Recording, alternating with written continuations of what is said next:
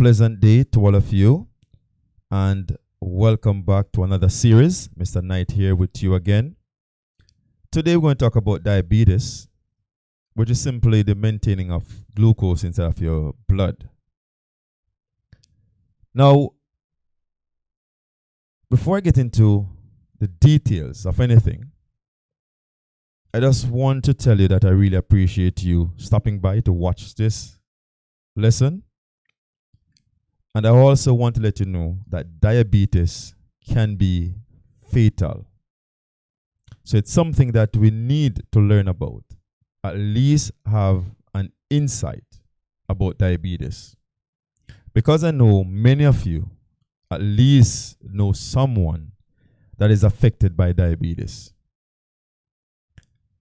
Now, how I'm going to do this lesson, I'm going to get into what is diabetes now, look at some symptoms, then what I want to focus on first and foremost before I get into anything else is look at what is the normal things that is happening inside of your body, and then I get into the diabetes part of it.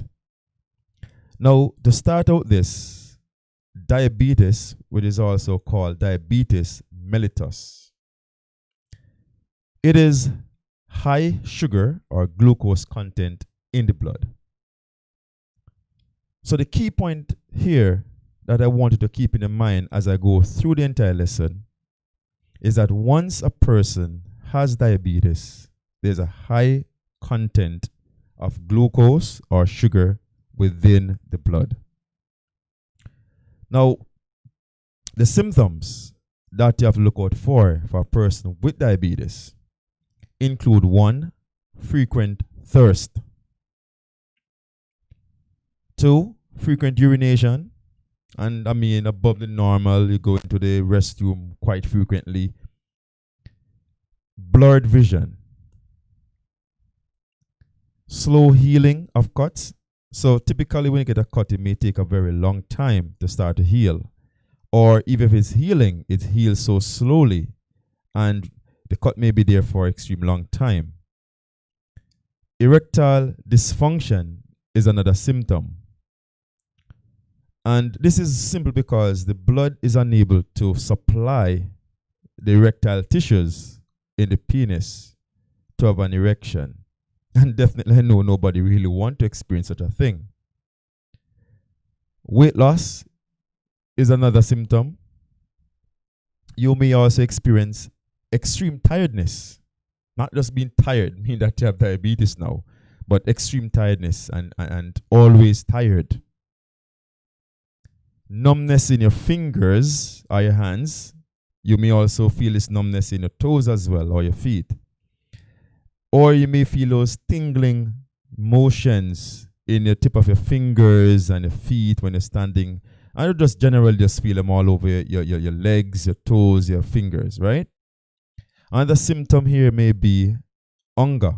And when I say hunger, I don't mean every time you're hungry, I mean that you have diabetes. But you have extreme hunger and frequent feeling of being hungry.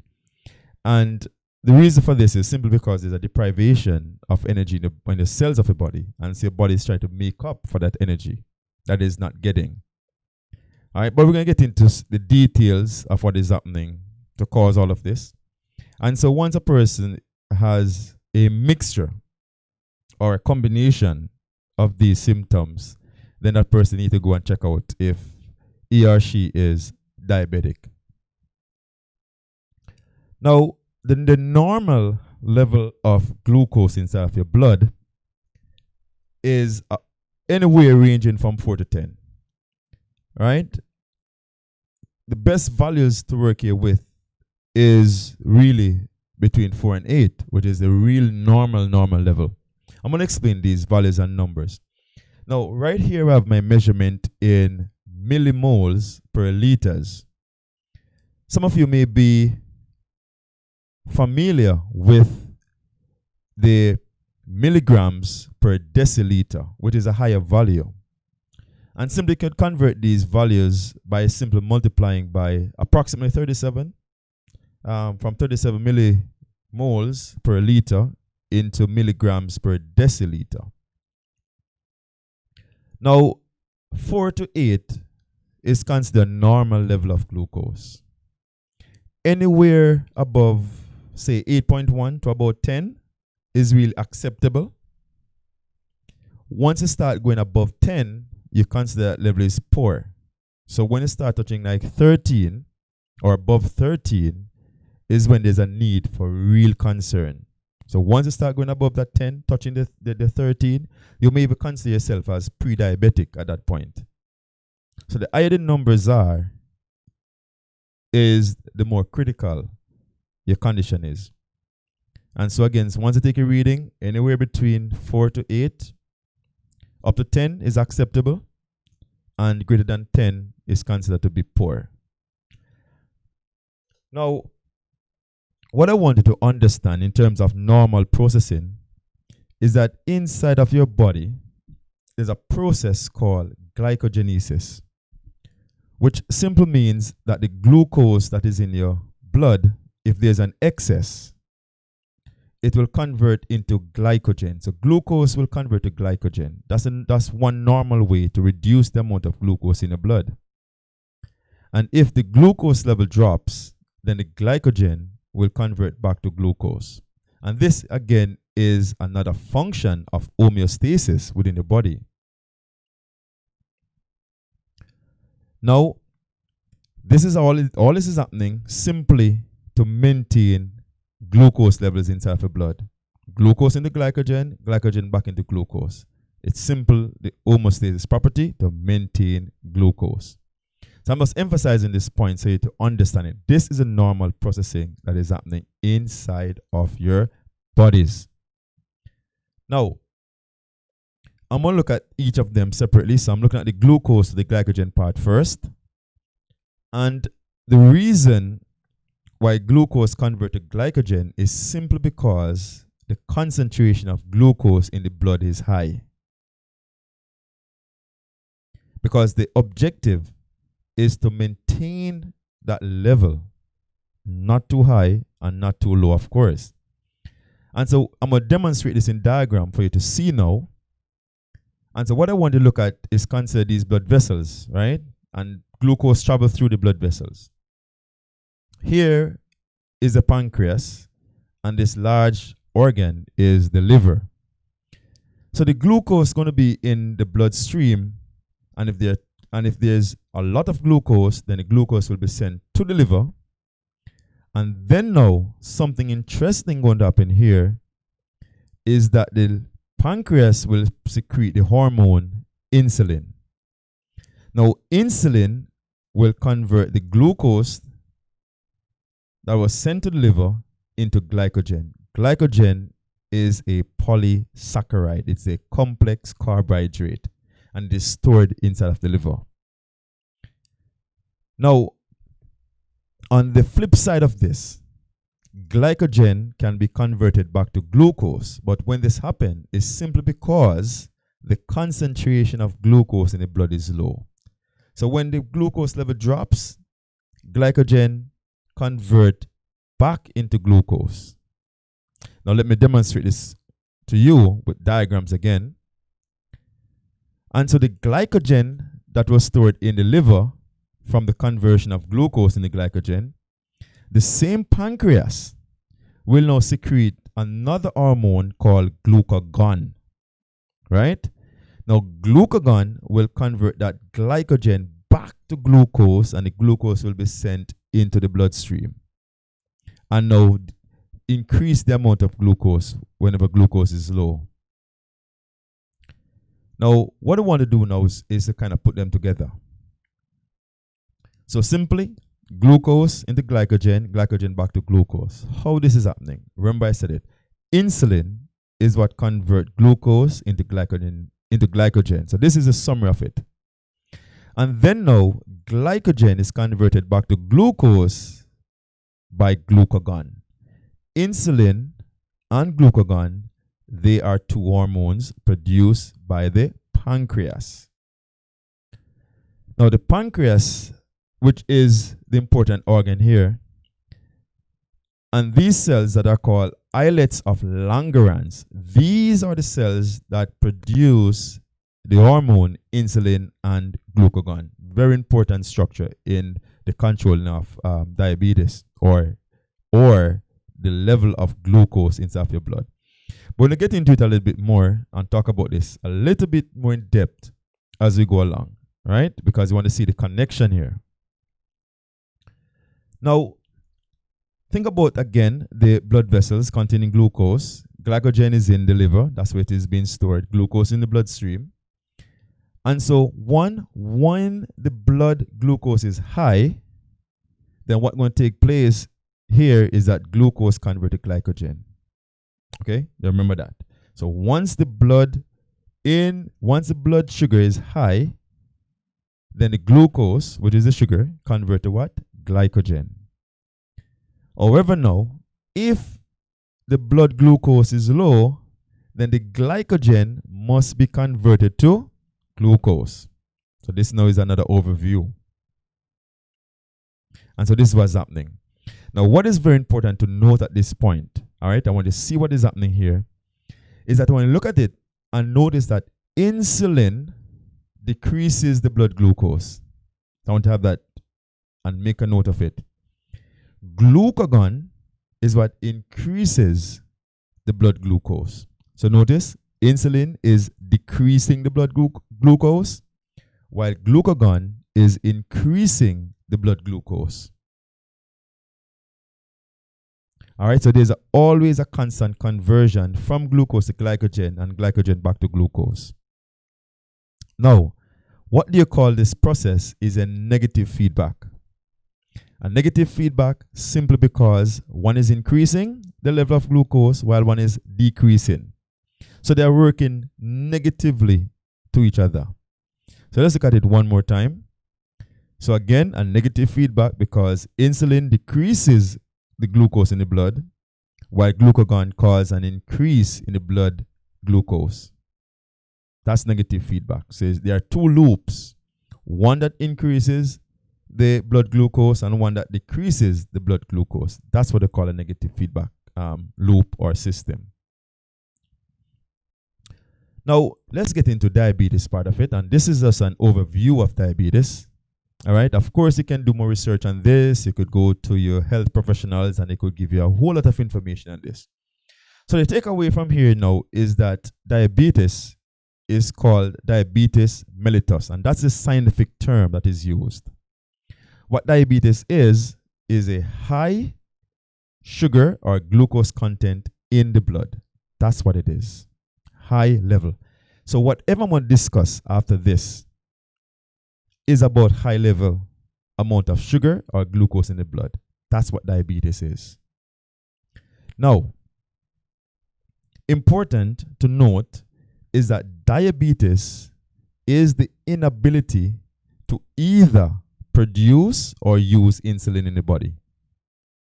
So when you notice this now, production of insulin or the use of insulin in the body is being affected. That's how diabetes is caused. Since there are two ways that diabetes may be contributed in the body due to insulin, then there are two types of diabetes. So let's look at those two types. One, we have type 1 diabetes when there's a low or no production of insulin. Type 2 is when the body is unable to use insulin. So diabetes is simply based upon how the body is using or producing insulin. So insulin is the primary contributor to diabetes. What causes diabetes may not truly understand or truly known in all situations, but there are some factors that we can now predict or relate to the cause of it.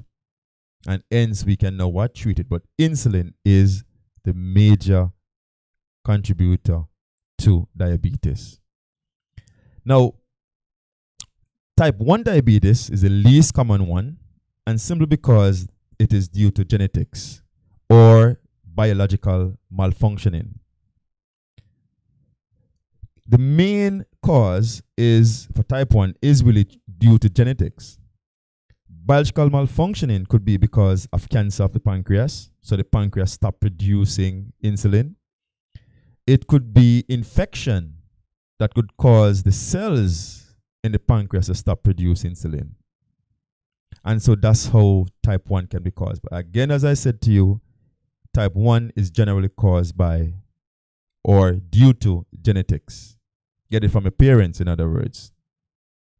But of course, you may get it which is not related to your parents just because the pancreas becoming damaged by different factors or reasons and hence stop producing the insulin. Now for type 2, which is the most common type. So most persons with diabetes then, a higher ratio will be type 2. And type 2, gender people, is due to lifestyle. And of course, if this is due to lifestyle, then we can do something about it.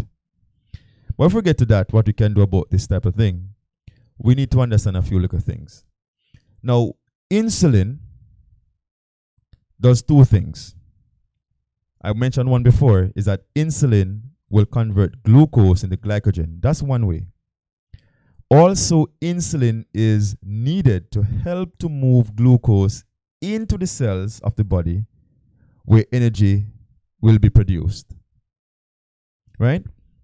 So there are two ways in which insulin can decrease the level of glucose in the blood. One, by converting glucose into glycogen, or two, by assisting the glucose into the cell, going into the cell to produce energy. So you notice insulin is major in diabetes. Now, insulin, again, as I'm going to mention it, that if there's no production or response to insulin in the body, it will result in a buildup of glucose in the blood. And once glucose is built up in the blood, the cells will become deprived of glucose. So there will be a deficiency of glucose in the cells, and the cells cannot produce energy. And that is why you're becoming tired so easily. And if a cell's not getting energy, then you can imagine all the organs, all of your body can be affected. In other words, the organs start to shut down because of lack of energy, lack of functioning. So most processes in the body now become affected because all processes within the body require some form of energy, whether secondary or primary or directly. Now, just look at one more thing here. I'm going to show you this now. The very simple way for you to understand the type 1, type 2 situation. So this is going to be our next takeaway here. So if you are type 1 diabetic, then the pancreas fails to produce insulin. There's no insulin being produced. So the cells cannot get glucose into it because there's no assistance to take glucose into the cells. There's no insulin to do that. But if you're type 2, what I want to notice is the cell that is there. Notice the cell, normal cell.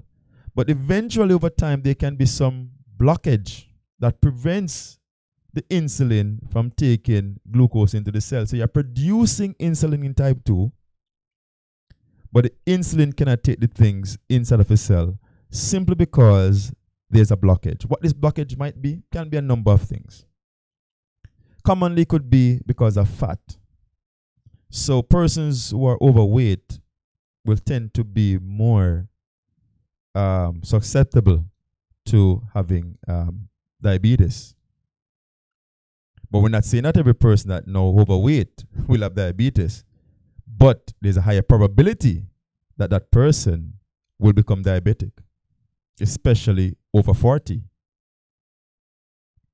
It could be because of mucus built up again around the cells. So there become a number of things. It can also be certain chemicals as well that inhibits insulin from going inside of the cell. But again, type 2 is based upon our lifestyle. So we can now work our bodies and let our bodies now go back to normal by doing exercise and things like that. Eating right, eating healthy, becoming active. Once you're active, then the body starts to go back to its normal state, and all these blockage of fat and mucus and chemicals that you'd intake from all different type of food can be reduced, and hence the insulin now can go back into the cell and carry out normal functioning. Now, at this point, I'm wrapping up with you now. This way I'm going to end. And I just want to leave with you. Please, just support the World Diabetes Foundation. You can also support any local diabetes association or foundation in your region. Because sending information out to persons can assist them in getting knowledge about diabetes. And this can result in the prevention of diabetes or reduction or reversal of diabetes. So I just want to consider it. And at this point, I want to tell that I really appreciate you watching. I appreciate you with the intention of sharing this information so a person can have at least a little bit of information about diabetes, what the normal process is happening in your body. And also I wanted to emphasize this point that type 2 diabetes can be prevented because it's based upon a lifestyle. Once we change our lifestyle, then we can prevent or reduce the effect of diabetes in our bodies. All right, so at this time, I really want you to take care of yourselves and be good, be healthy, be happy. See you next time.